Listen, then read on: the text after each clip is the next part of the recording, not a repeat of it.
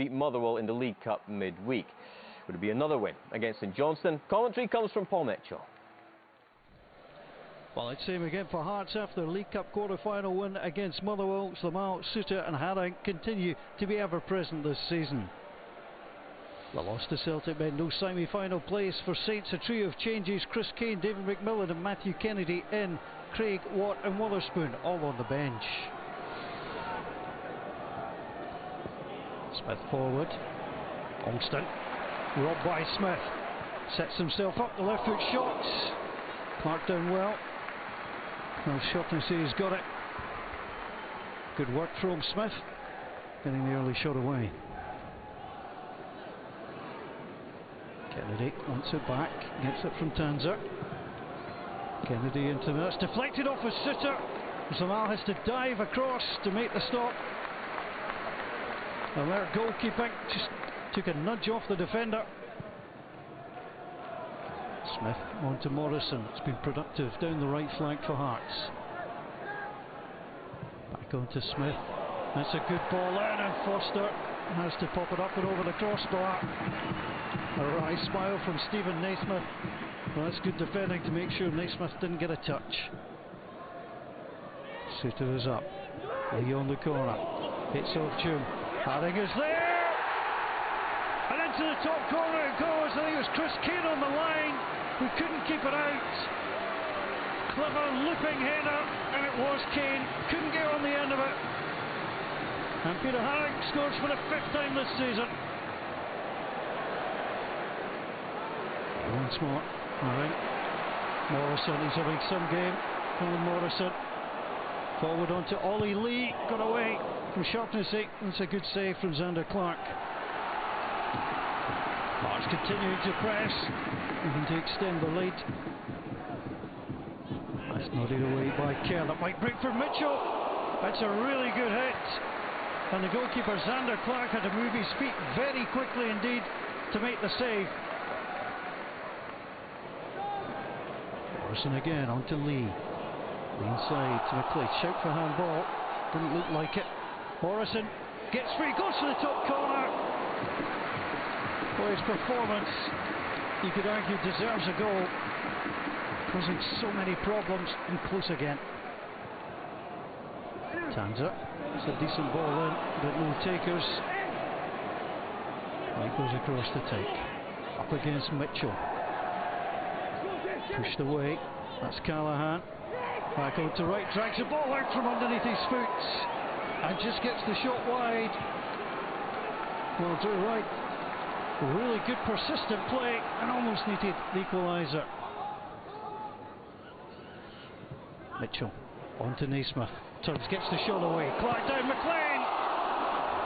What a chance for Stephen McLean against his former employers.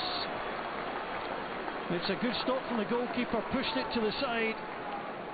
Hearts and Rangers meet next Sunday. Ollie Lee to take. It's a good corner, done! 2-0 Hearts, and it's the first Hearts goal for Jimmy Dunn. Kerr flat-footed, went up too early. And Jimmy Dunn, who scored his first senior goal in football last season for Barrow, nets his first for Hearts. Right away from Haring. That's a lovely ball in onto Tony Watt. Tony Watt with a chance. Kane. Well, I think he got a slight touch to it. Couldn't convert Chris Kane.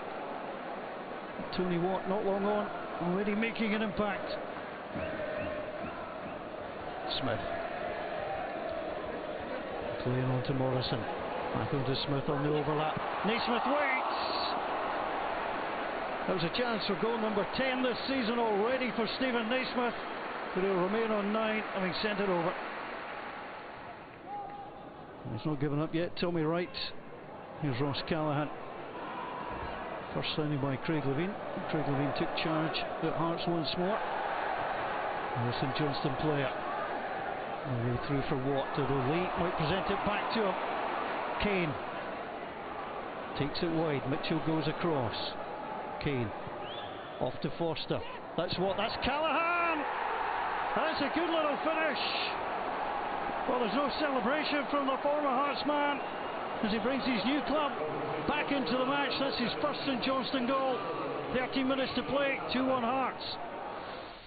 It was a tough game after what's been a pretty tough week, and today was the one I was worried about. And when I decided to go with the same team again, I was hopeful we could provide the energy levels that we did on Wednesday, and then for long spells of the game today I was pleased that we managed to do that. The only downside on today was that we could have made the game a hell of a lot easier for ourselves by taking our chances. The last 20 minutes is probably where we showed more energy. People prepared to run, running behind, make things happen. So no, I have no complaints with the result, but I think we could have done more, and I think we probably would have got a result out of the game, but we didn't do that. This incredible Hearts story this season continues. 0-0 last weekend. Stephen, how impressed were you by them this weekend? They were excellent. They were brilliant in the game. They dominated the match, played a lot of outstanding football in the game. This is early in the match. Michael Smith, what I like about this is he passes and he moves. Lovely wee lay-off from Stevie McLean.